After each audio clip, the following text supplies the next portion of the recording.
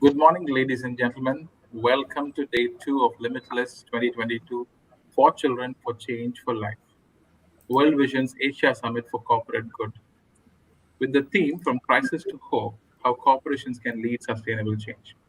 On day one, we had thought provoking discussions on how corporations can lead sustainable change, the challenges and the modalities of engaging youth in inclusive economic growth, and then talk about how technology can be made an enabler for equitable education. We also had four country sessions from India, Mongolia, Philippines, and Sri Lanka. Let's watch a quick video recap of day one.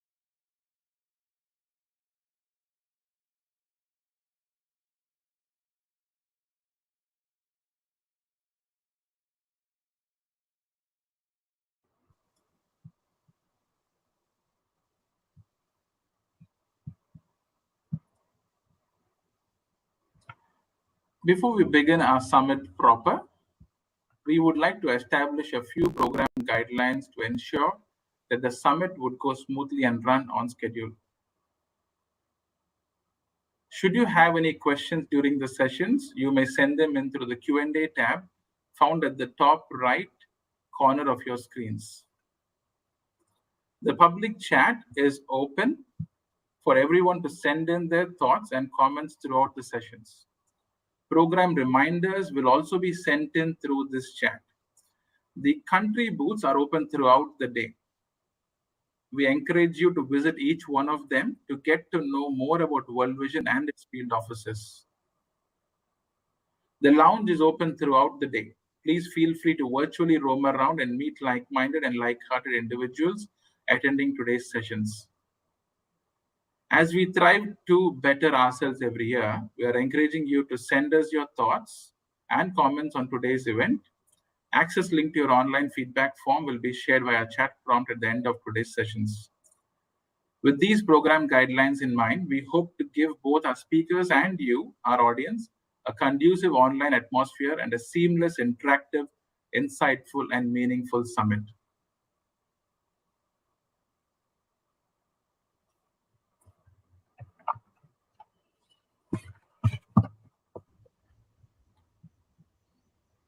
Good morning, ladies and gentlemen, and welcome to the third session of Limitless 2022. The session is entitled Sustainable Food Systems, Interplay of Community, Corporations, and Civil Society. The target of zero hunger world by 2030 is under threat. With conflicts, climate change, and COVID, the road to ending hunger and poverty seem to be so far ahead. Listen in to our experts invited to this session on their thoughts on the challenges, best practices, and innovations in achieving a hunger-free world. Please turn your attention to the screen as we introduce our panelists.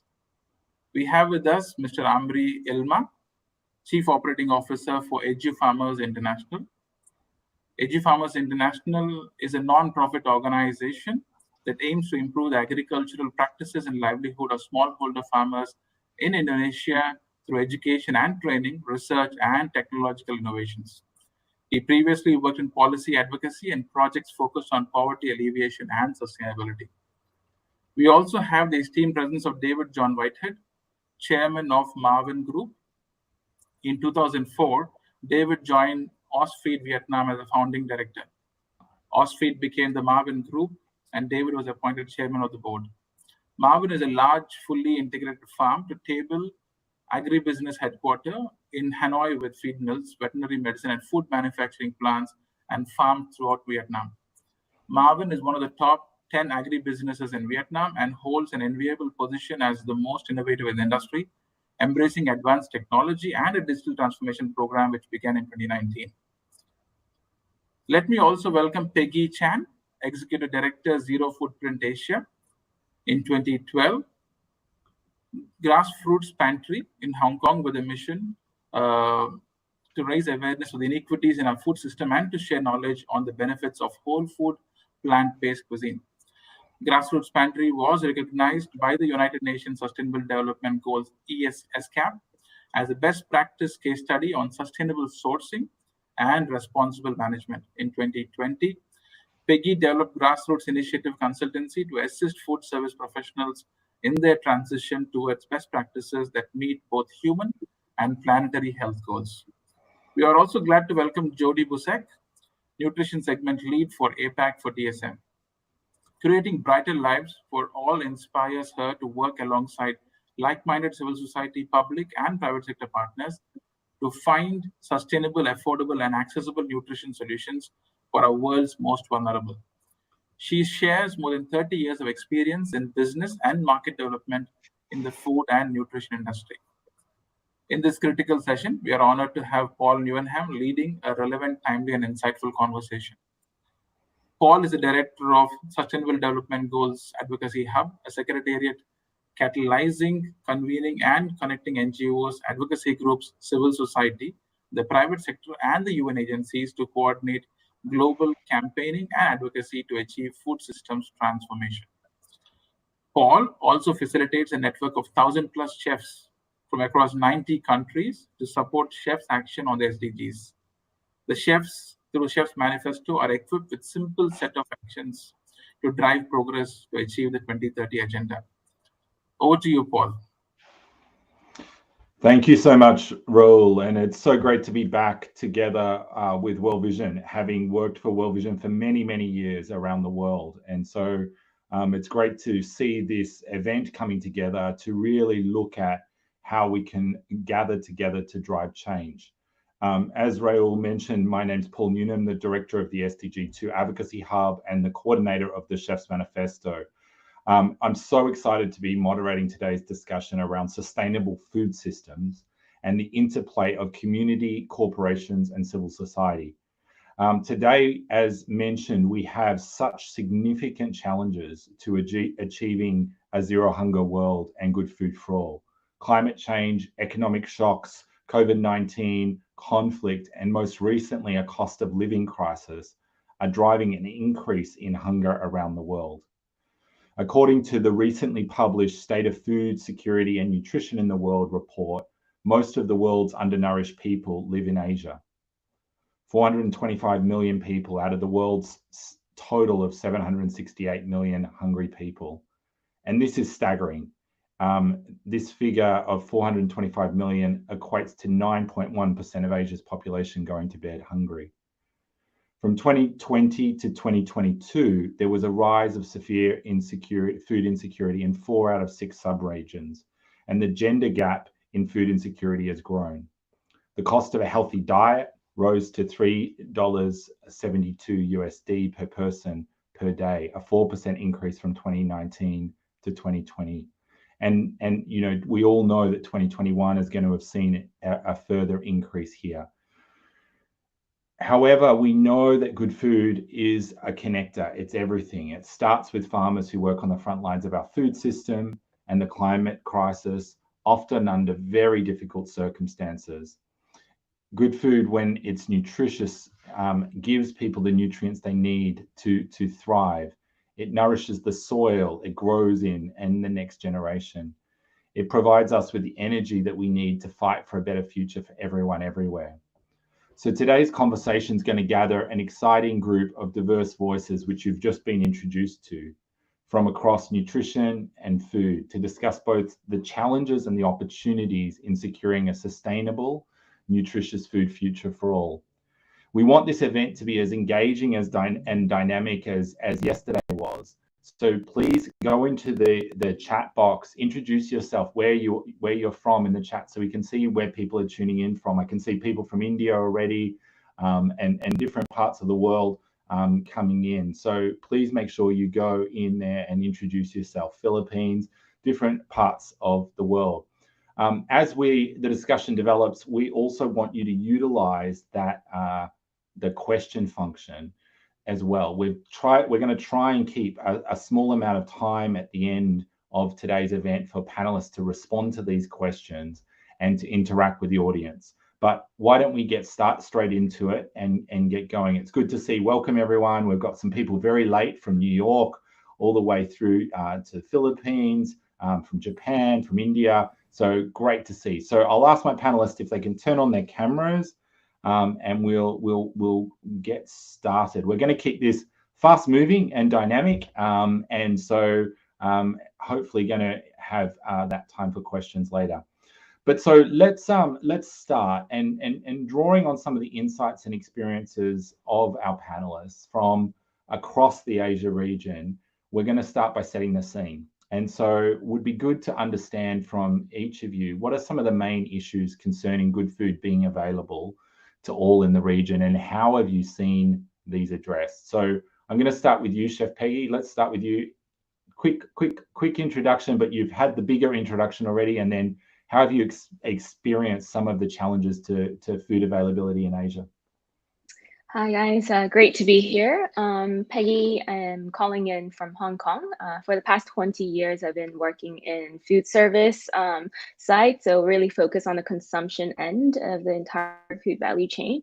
Some of the major issues that we are currently seeing in Hong Kong, first and foremost, price increases, supply chain shortages. So chefs would have to try to look for ingredients that can be replaceable to what they're used to. There's also a severe lack of food security in terms of Hong Kong used to grow 2/3 of the vegetables that it produced back in the 60s, 70s, but now we actually produce less than 1%. So we are relying on a lot of mainland produces from all over the world. And we also see that the climate crisis is affecting all of these countries in all of these areas that we rely on for food. And of that, 1 out of 4 people in Hong Kong is also food insecure and also suffering from poverty. So there's a lot of income gap situation that is occurring. And so these are some of the real challenges that we're seeing in cities like us in Asia. Yeah, thanks, Peggy. And we might come back to that, ingredients that we're having to substitute around, and where that could also become a challenge that becomes positive as well, like in terms of thinking of diversity. Amri, let me bring you in. Can you tell us a little bit about Edu Farmers Foundation and just set the scene for us in Indonesia? Sure. Hi, good morning, everyone. I'm calling from Jakarta. My name is Amri Ilma. I'm the CEO of Edu Farmer International. It's a non-profit organization that aims to improve the livelihood of smallholder farmers through the increase and improvement of yield and quality. So some of our main activities are, first, doing research to improve yield of various commodities. Currently, we're focusing on maize, horticulture, broiler chicken, and layer chicken. Through the research and our demo plots. The second is we do our main program, Farming for the Nation program. This is basically similar to Teach for America, but for farming, where we organize hundreds of university students annually to live with farmers to improve their productivity. And the third one, we're also doing a stunting prevention and reduction program through the agriculture-based approach, such as the backyard farming or poultry program. So relating to your questions, Paul, I think it's you, as you already mentioned, right? We currently have the triple C crisis, which is the COVID-19 conflict and climate change. But one of the things that we're also seeing in the region, especially in Southeast Asia, is also in terms of the supply chain disruption. So a recent example would be like the Malaysia has stopped exporting chicken to Singapore, and it's actually account for around 20% of the Singapore national consumption. And therefore, like Indonesia, they ask for help for Indonesia, and Indonesia need to fill the gap of the remaining percentage of the consumption of chicken. So that's one of the example. And I think we also face the price increases with the current inflation that happen in across countries. So the obviously like the ability to buy food is also decreased across people in Indonesia, the region. And how is it addressed? So in Indonesia, the government has started to try to reduce the reliance of important of foods. So for example, in 2021, the government of Indonesia has pushed for more local production in agriculture sector through the public sector backed food estates in more than 165,000 hectares in 2 provinces. Another thing is that the government has also started thinking for a coordinated effort to reduce food loss and food waste. That is, like account for 1/3 of all the edible food is actually wasted through the like the supply chain process or through the consumption. Yeah. No, that's great. Thank you. Yeah. No, thanks, Amri, and I think supply chains is something that we will talk further on. Judy, I want to bring you in. As the DSM Nutritional Products segment lead for the Asia Pacific region, what strikes you about what Chef Peggy and Amri's remarks so far, and what would you add to this analysis? Hi, Paul. Thank you. Judy Bocek, and I hail from Singapore. I think it's to what you made the point earlier. Good food it has to be tasty, nourish our minds and bodies. We have to be able to use that to thrive and stay healthy to reach our full potential. And as you mentioned, half of the world's undernourished live in Asia. So the issues are what I call the triple A threats, accessibility, affordability, and awareness. The marginalized and vulnerable groups, especially women and children, displaced people, suffer from food insecurity. The pandemic has restricted access to local food markets and social safety net programs, for instance, like school meals. And with the price volatility that Amri had mentioned with respect to chickens, this exists and persists. And those who work in the informal sector, who often live day to day, they can't afford to put food on their table. And this lack of awareness, do people know what healthy diets consist of? And I think one of the underappreciated is the benefits of food fortification. It's not new. It addresses micronutrient deficiency, also known as hidden hunger, and has such lifelong impacts because the existence of micronutrient deficiencies increases susceptibility of the NCDs, the non-communicable diseases.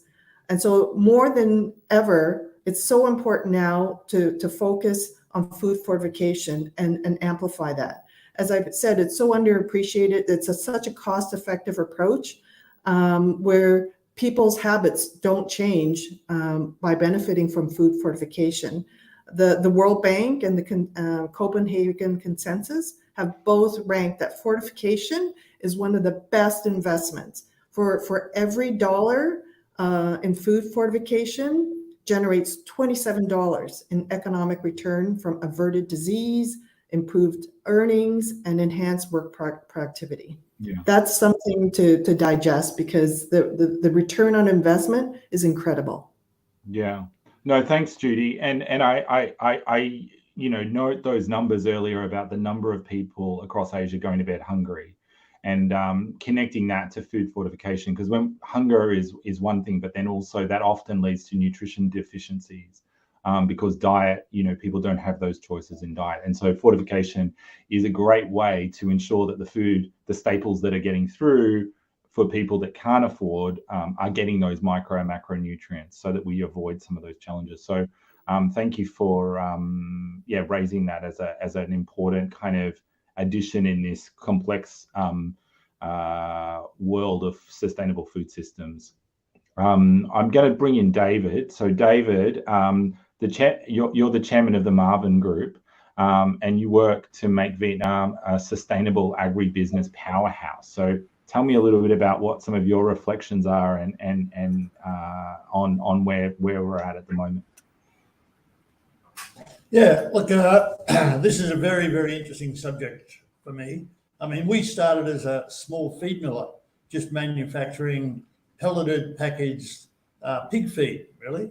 And that was nearly 20 years ago. We've now moved into a really different phase of operation where we are an agri-food business now.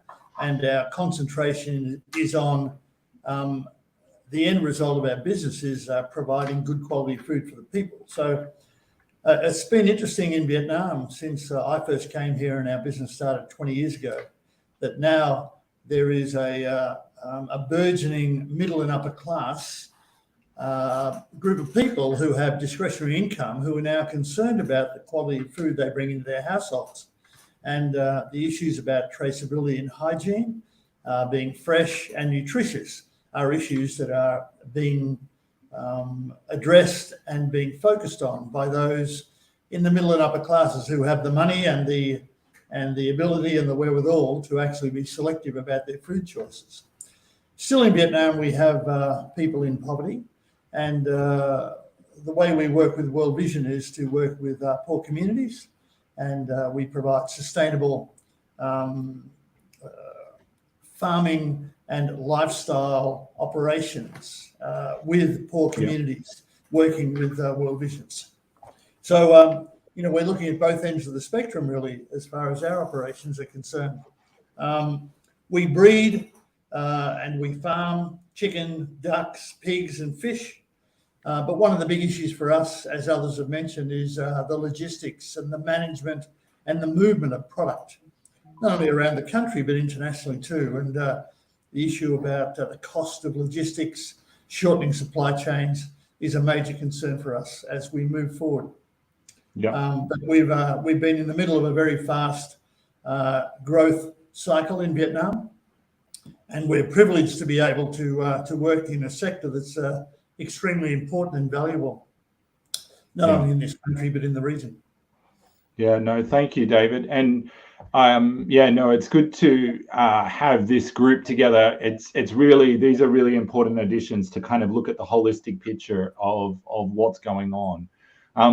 Before we jump into our next set of questions, I just want to make sure the audience is thinking about how they're going to contribute. So I want to hear from you either in the chat or also in questions that you might have based on what people are raising. So if there's something you're not sure about, if you're not understanding, or you would like some more information around, please add a question for later on.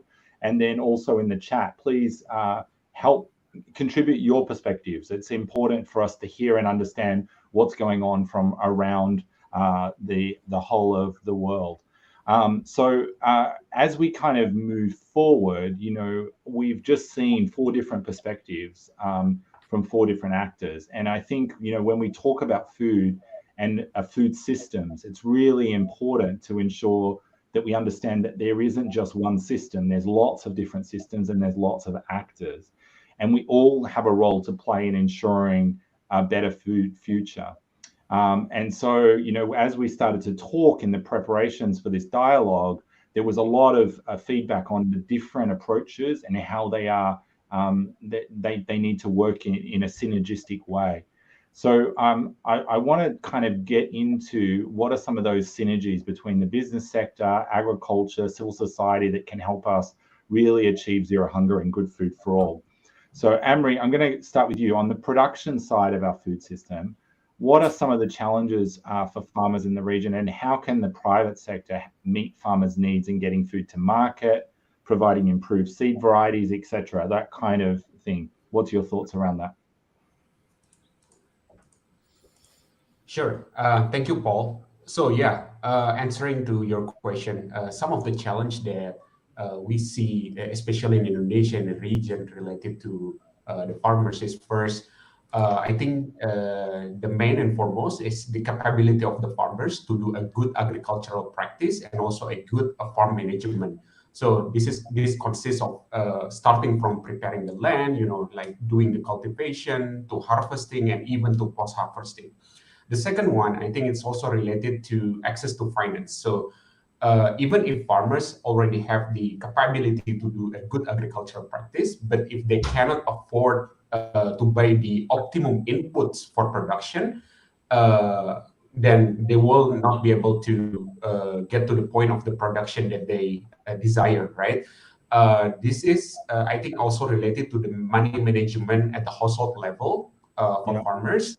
Sometimes it's easy for them, like when there is a harvest, just to spend the money all at once and not doing a really good money management, and therefore they cannot really prepare for the next planting period.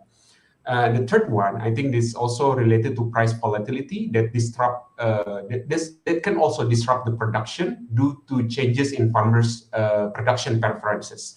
For example, what we see in Indonesia and North Sumatra, coffee farmers sometimes switch to other commodities when the price of coffee is actually decreasing, which is not very ideal, right? Because coffee is not like the plant that's grow in a short amount period of time, and they switch from one crops to another crops for a long time. And there's also risk of drought, flood, and other climate issue, and also access to market.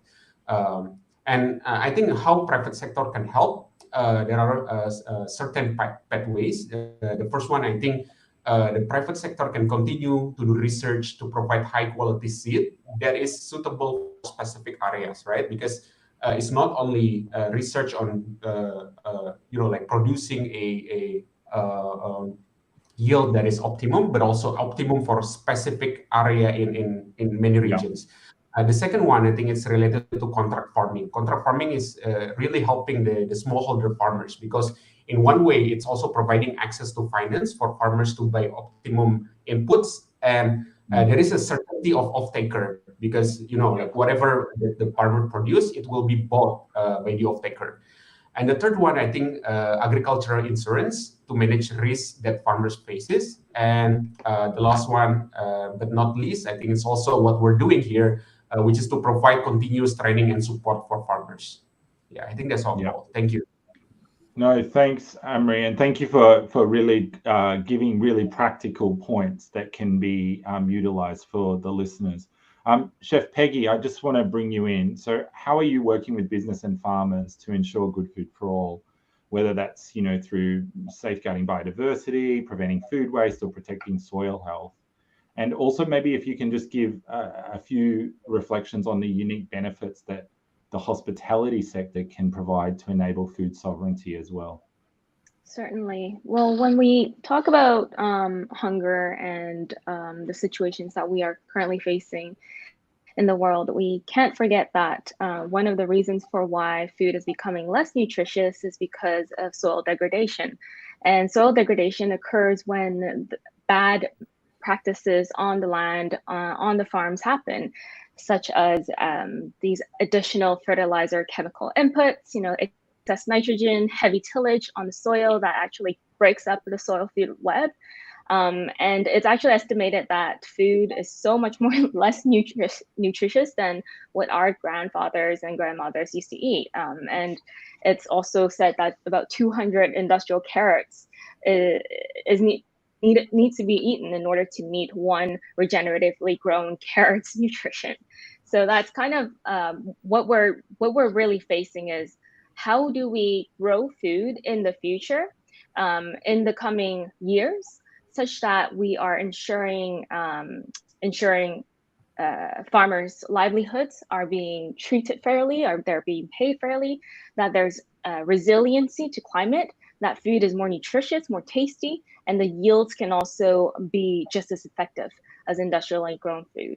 So when it comes to how we engage, I'm also the executive director of Zofi Print Asia, which is a nonprofit that we brought in from California. So what we do is basically utilize the hospitality sector and food businesses to engage them. Very often we don't see, as chefs or in food businesses, we don't really have a say in a way, or think that we can make any changes directly to the food system, or that it's not even our responsibility. It must be the environmentalists and the nutritionists to solve. So that's one of the big problems. But Zofi Print's program is a crowdfunding program where we're asking every business to add a 1% pledge, such that this crowdfunded grant allows farmers to transition to nature preservation, nature restoration, regenerative agriculture in their local context. So like Amri just mentioned, if it's a coffee plantation, how can they incorporate agroforestry such that they increase biodiversity in that local context, where farmers can actually even jump from one crop to another rather than relying on just one single crop. So in the last year, with just about 30 restaurant business partners, we've raised about 1.8 million Hong Kong dollars. That is now going to about 8 different farming projects in Hong Kong and as well as Greater Bay Area. And in coming years, we're going to expand this project to Southeast Asia. Hopefully we'll help to fund some of the farms in Indonesia as well, such that we allow for farmers to become more resilient and allow them to have the power and sovereignty and control of what they want to grow and what they should be growing in their local context. No, thanks, Peggy. And really, if people do want to find out more about Zero Food Print, I encourage you, Peggy, to drop that into the chat, the link, so that people can find out a bit more. But I really think it's absolutely important for us to all think about the role that we can all play to drive these changes in choices through and action. And it's not just we shouldn't just leave it for others. So thank you, Peggy. Judy, I'm going to bring you in. I know DSM has committed to closing the nutrition gap for 800 million people at the 2021 UN Food Systems Summit last year, and which is an amazing commitment and something that's very ambitious, but also just so important and so needed. Can you tell me a little bit about some of the innovative ways that you're partnering with other stakeholders to address malnutrition on the regional and country level population levels? Sure. I think you hit the key word, synergy, right? Synergies, it's magic, really, when the sum of the parts is greater than the contribution of the individual elements. And so to reach and have an impact at scale, DSM, we really recognize the importance of strategic partnerships and collaborations where each other's strengths and abilities are leveraged. I think a great example is our public-private partnership between DSM, Sight and Life, and World Vision, the program Joining Forces for Last Mile Nutrition, for instance, where we pool our resources and expertise to improve nutrition, especially of women and children, and bringing prosperity through better livelihoods in that last mile, on those last mile communities, communities where are geographically isolated, hard to reach. We have a number of joint projects with World Vision. We have one in Rwanda with Africa Improved Foods, for instance, the exciting project in Indonesia, the last mile entrepreneurship in Brazil, for instance. But let me drill down a little bit more on the what we call the egg sighting project in Indonesia. It's a project where the drive is to drive demand for improved nutrition by using eggs as an important source of nutrition, while improving the livelihoods of the poultry farmers. Another example is our journey on achieving SDG 2 through fortified rice. Why? Well, as in the Asia Pacific region, it's a commonly eaten staple. And unfortunately, the milling process strips most of the micronutrients, rendering it relatively nutritionally poor.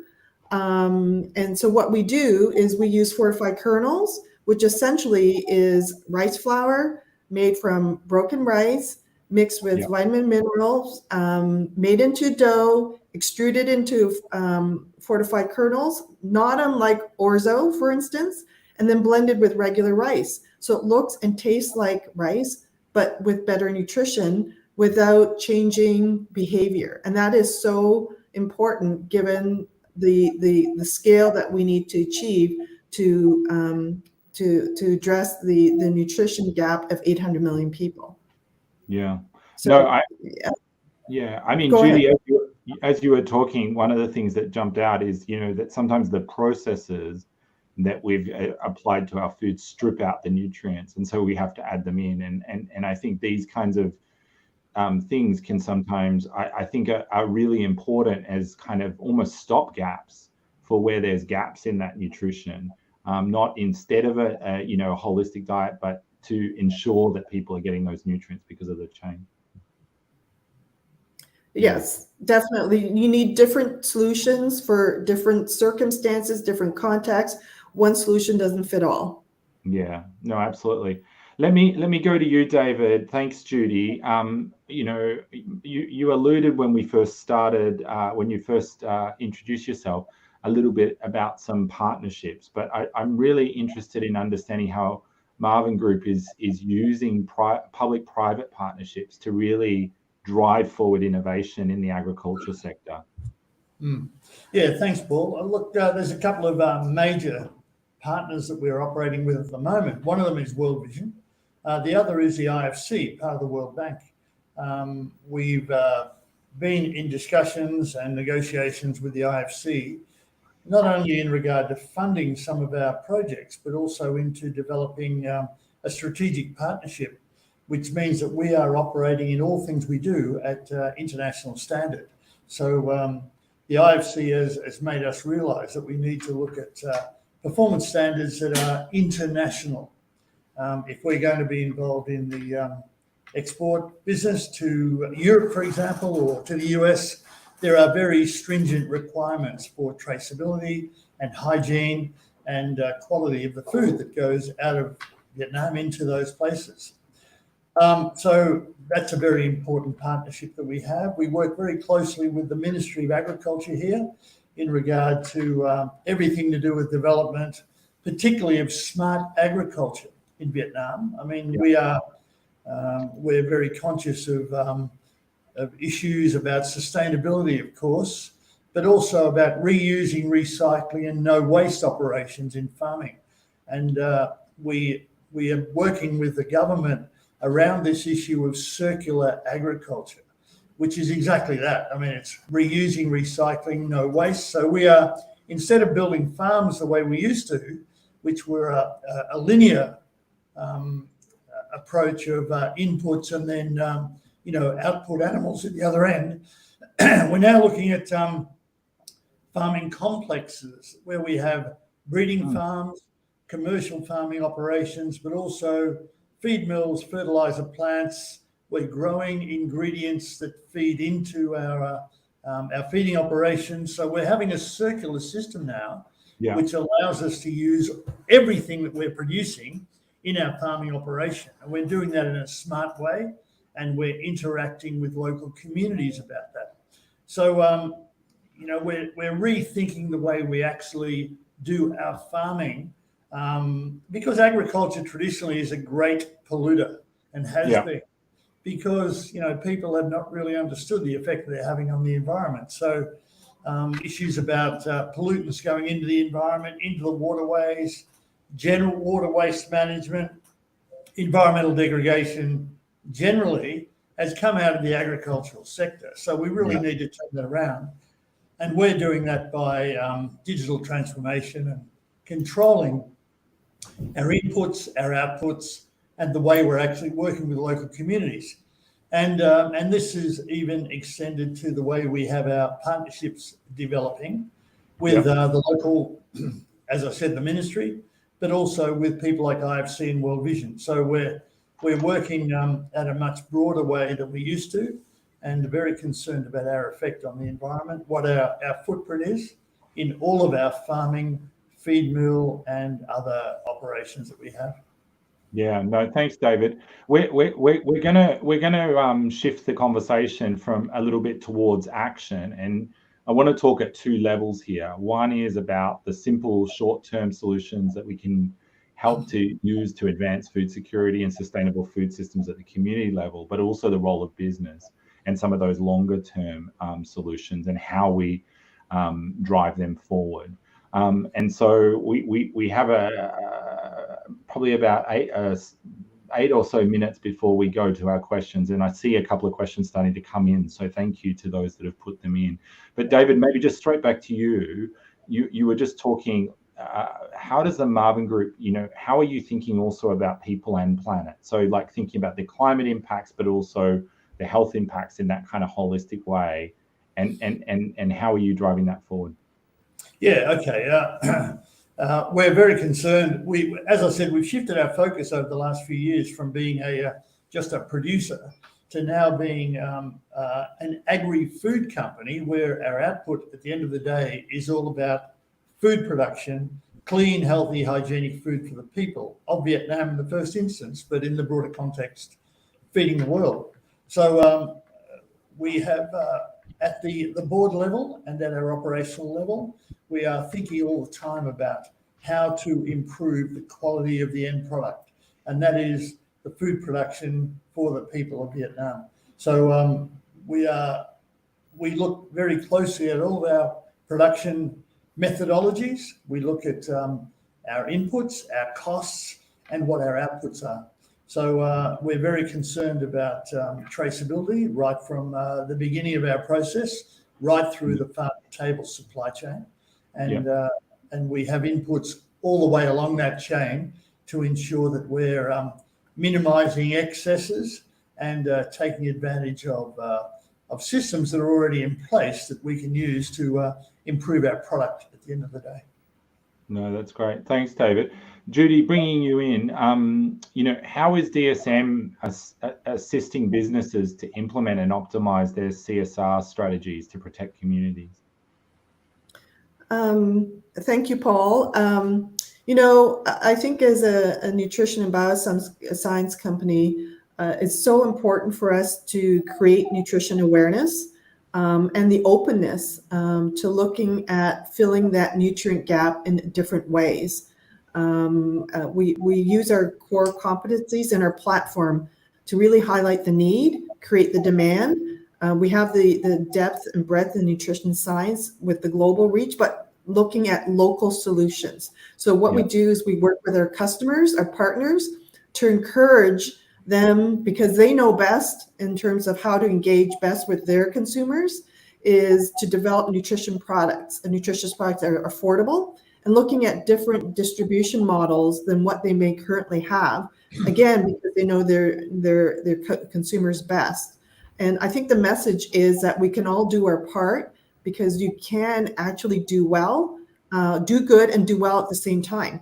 And another part that we're looking and really shining a light on is on maternal nutrition. Healthy mothers will give healthy babies, reduce mortality for both mom and baby. And by investing in moms, you're investing in the future. So that, again, is shedding light on that and engaging with our partners and customers, and how is it that we can address the nutrient gap with that particular demographic. And another is on school nutrition. Again, it's so important to invest in young minds and bodies and to enable them to thrive. And by, again, shining a light on that, that will help. And to what David had mentioned in terms of digital transformation, that is so, so important as well. It's unfortunate with the pandemic. It's encouraged some governments, and ironically, to hold off on fortification, for instance, which has a huge impact at the population level. And so because of the pandemic, resources have been diverted in monitoring and inspections, for instance. Now there's this groundswell taking place on leveraging digital tools to keep some of the less reputable manufacturers honest, ensuring that they deliver what they promise. Yep. Your label claim. Very important. Yeah, absolutely. And I like that you're looking at the life cycle. I think that's so important. Let me bring you in, Chef Peggy. You know, you work with food in your kitchen and community every day. How does your work engage the community, and what are some of the ways the audience can get involved in food systems transformation?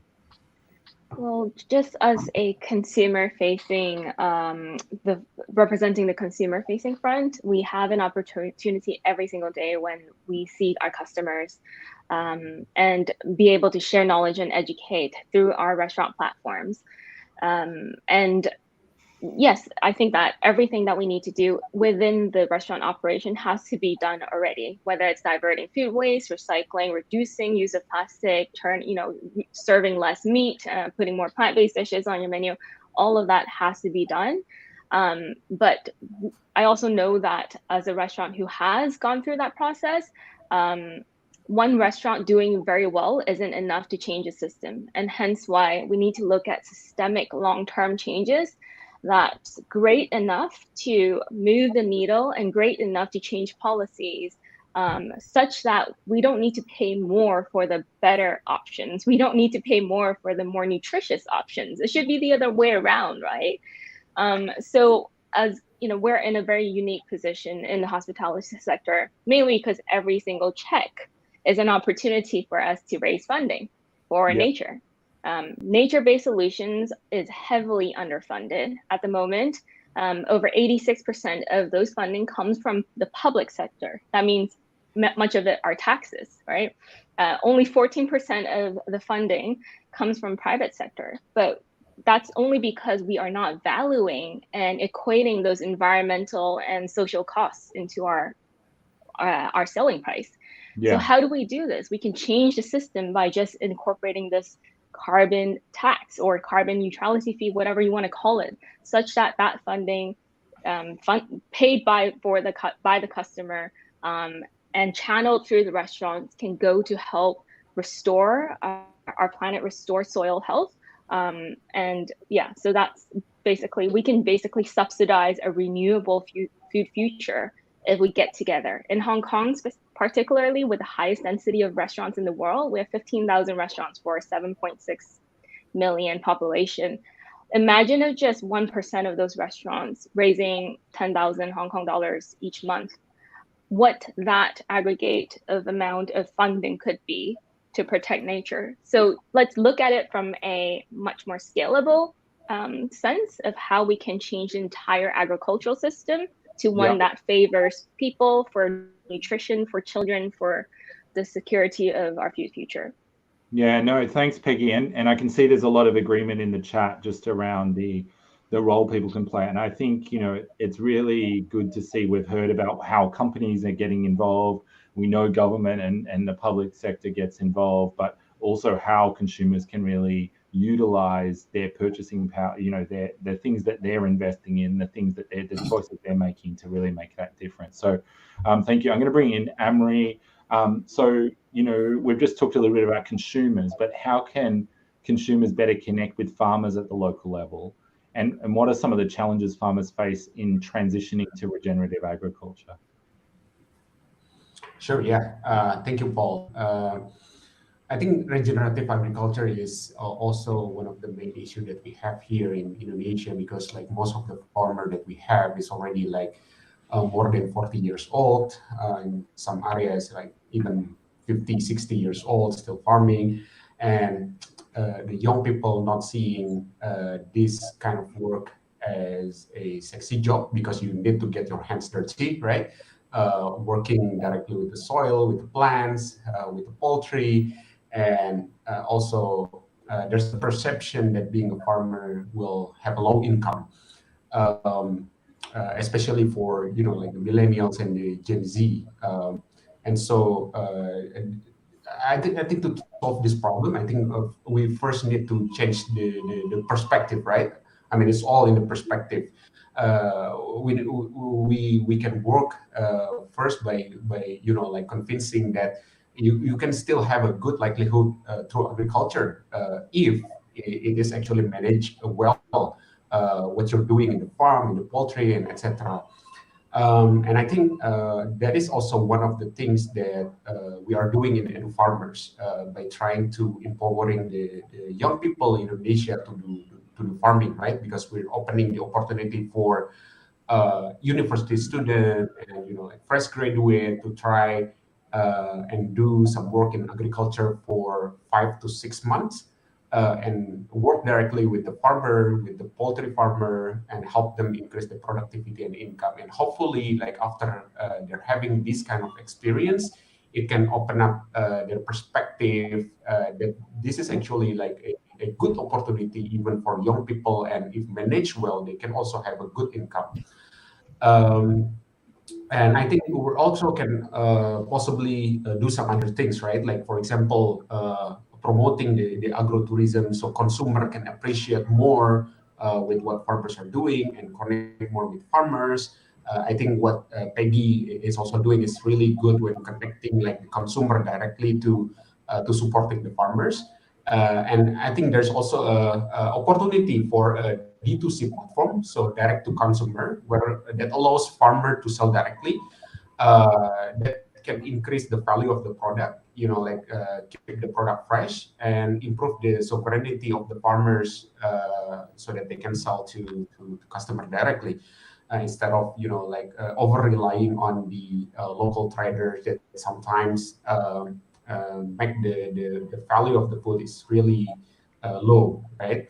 And I think for the longer term solution would be influencing the policy, and also I'm a huge supporter of collaboration. So one of the things that I've been thinking is influencing the policy so that the government can also like promoting the pentahelix collaboration. They can still lead the movement, but then also involving, like from the people, from the academic, the business side, and also the media, to make sure that the issue is well addressed, that people understand the importance of the issue, and the long term we can make sure that there is an evidence-based policy for the government to also like improving the food agri-food system, the food resiliency, and also like the regenerative agriculture that we're facing right now. Yeah, no, thanks, Amri. And I think, that's so critical. Thank you, all of you, for sharing your experiences and perspectives. I want to bring in some of the engagement. It's been great to see the chat going, but I want to bring in some of the questions that are in the from the audience as well. We're going to do this pretty quick fire. So there's a question from Terry, which is, what do you think is the barrier to scale up essentially for fortified rice? And so I think, Judy, you might want to just jump in that, and then maybe we can give us a comment, and then I'll see if anyone else wants to make a quick comment on that as well. Sure. Thank you for that question.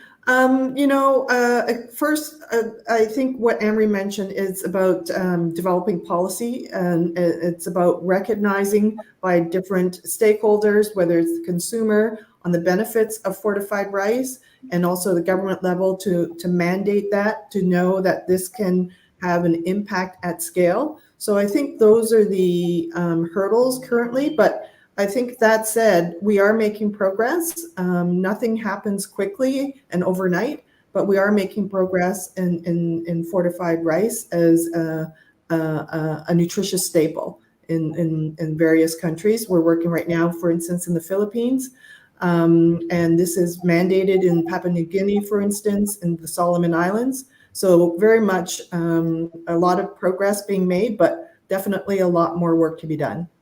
Yeah, thanks, Judy. And I knowing from conversations I've had with people, one of the things is people misunderstand fortification, what it actually is. And so I think there's a lot on education and just really communicating that it doesn't mess with the flavor. It often uses broken rice. It's actually adding value. Lots of different things that need to happen around that. So I'm just watching the clock tick. I'm going to go to Brian's question now. There's sayings that heat waves can affect crop nutrient levels, as well as induce toxicity. How does over climate stress in terms of sustainable food systems that are really nutritious rather than filling up tummies. So looking at how do we look at this nutrition versus meeting hunger needs. And I think this comes up often, but also there's a comment there around the changing climate and this impact that it's having on reducing the nutrient levels as well as inducing toxicity. I know, Peggy, do you want to say something about the nutrition side, and then do we want to have somebody talking to the feeding people versus nutrients? Go, Peggy. Yeah, I would say I think maybe Amri on the ground would have a bit more experience, but just from working with our farmers in Hong Kong, whether they are organic farmers or now transitioning to regenerative farmers, you can actually see the difference just in the crop size, the leaf size, how I guess plump a vegetable is. So in Hong Kong during this time, it's the wettest season and it's the hardest season to grow food, just in general. Many farmers just don't even grow anything because it's just the effort that's put into growing food often does not come back. So, but then we saw that regenerative farmers actually the crops that they're growing, such as gourds and melons and cucumbers, can actually withstand heavy rain and more extreme climate measures. And you can see that, you can taste it, which we're really thrilled about to just be able to see it here firsthand. Yeah. No, thanks, Peggy. Amri, do you want to jump in on build on that? Sure, Paul. Yeah. No, I think the issue of climate change and the effect that we face is very real. Like some of the example that we have is, for example, a coffee farmer in North Sumatra and Aceh provinces of Indonesia. Because of the climate change, the plant is actually more susceptible to pest and disease, right? Because of the temperature is rising, and also it's getting more difficult to plant coffee. And so what happened is that some of the farmers is actually opening new forests in the higher area, in like higher elevation, because that's where the climate is actually cooler compared to the area that's already been opened. And so I think some of the thing that we can do from the production side is one is agroforestry, like promoting, planting something with the farming, while also doing reforestation, right? So, for example, farmer that plant horticulture, they can also plant some other forestry, or trees that also produce something like oranges or avocado. So that's one thing. Because of the agroforestry, you can increase the number of trees, and also we can also do a carbon sequestration. And the second one, I think we can also do a farming using the permaculture concept, where it's actually the growth of the agriculture ecosystem in a self-sufficient and sustainable way. And also we can also try the low external input sustainable agriculture, where we try to use the inputs for farming that is available around the area. So minimizing the chemical fertilizer and utilizing what the community have at the local level. For example, if there is a poultry farm, they can use the poop from the chicken to become the fertilizer. That's just some of the example, that we have on experience on the ground, Paul. Yeah, no, thank you, David. Do you want to just jump in around that connection point around some of the challenges of climate and how you guys are seeing that Sure. to kind of improve that nutrient level?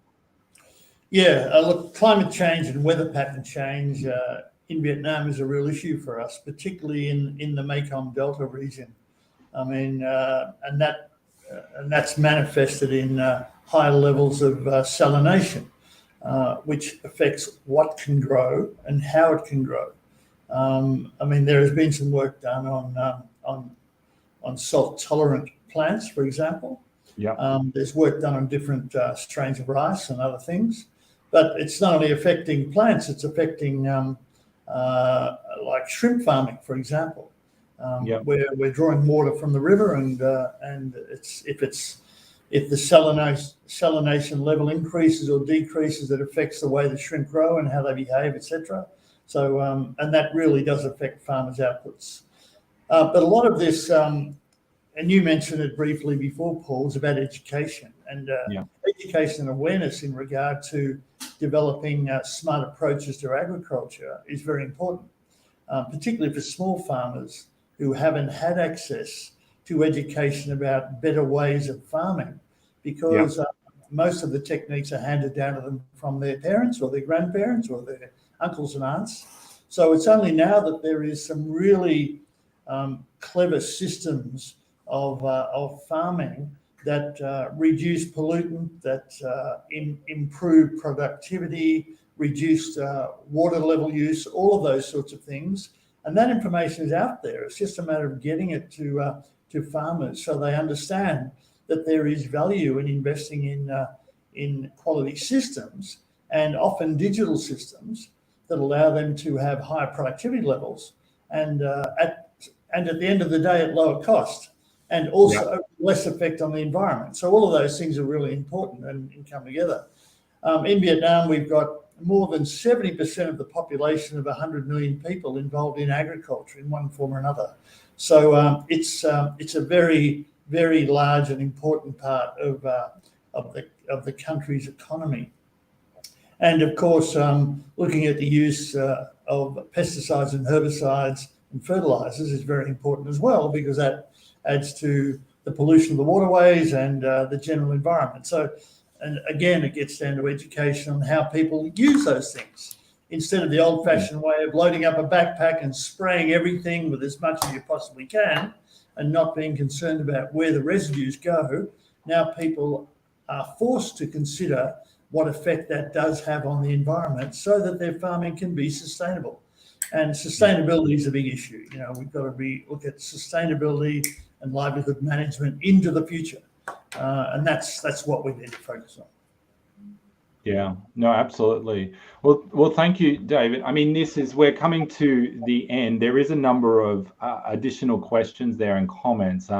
There's quite a few, Judy, heading towards fortification, and just, asking about the focus on women and children, for asking also about some of the other kinds of varieties, like a golden rice, which is different, which is, a GMO. Do you want to just make we've probably got room for 1 minute quick response, and if not, we can get people to follow up, and then we need to kind of wrap. Yeah, I just wanted to say it's not based on my fellow panelists here. We're all working towards the same goal from different perspectives, which I think is wonderful. And I think it comes down to understanding where each of us play and being able to leverage our own strengths and to work together at scale to provide some really affordable, nutritious foods. As Peggy mentioned, nutritious foods should not be expensive. We should be able to make it so it's affordable and accessible to those that need it the most. And I think this is where having this panel and this forum to discuss hopefully will highlight all that we need to do to really elevate the nutritional status of those who need it the most, to be able to develop and have a promising future. So I think I'd like to hand it back to you, but certainly open to further discussion with those who are interested to discuss further. Yeah, no, thanks, Judy. And you can go into the platform and obviously ask questions or send to people's profiles. So if you do have follow-ups, please utilize that function in the platform for the rest of this conference. So I just want to thank everyone for a really amazing, engaging discussion. And we've delved into hunger and malnutrition in the Asia Pacific region specifically. And I think this is so critical, because at the moment, we know that this is a major impact affecting a significant population, proportion of the population. And it can't be done by any one actor alone or done in isolation. So some of my main takeaways from our conversation today are that, partnerships across sectors are crucial to solving complex issues. We need to have people working together, bringing their unique perspectives to the table to help each other improve what we're doing. And I think that, we've heard about some of those partnerships today in different ways between restaurants and consumers, between private sector and public, between farmers and chefs, all different kinds of engagements across food production to food packaging, lots of different connections. I also think that one key thing is that there is no one solution, but really a collection of solutions that's needed to do this. And I think this is really important. We need to look at diversity of diets, and we need to look at fortification, and we need to look at how we're improving the nutrition of our soils and the way that we're getting those nutrients into the produce that we're growing. We need all of these things concurrently. And I think, David, you really raised a good point. You were talking a little bit about, fertilizers and pesticides, but there is a role here of targeting. And I think targeting solutions to the right populations, and it came up in one of the questions around, pregnant women, children, thinking about where, these interventions can have the greatest impact. And I think this is really critical, and targeting of interventions for farmers in a way that enables them to actually succeed and thrive through financing, and lots of different other elements have come through. I think that the final point is we can all do something.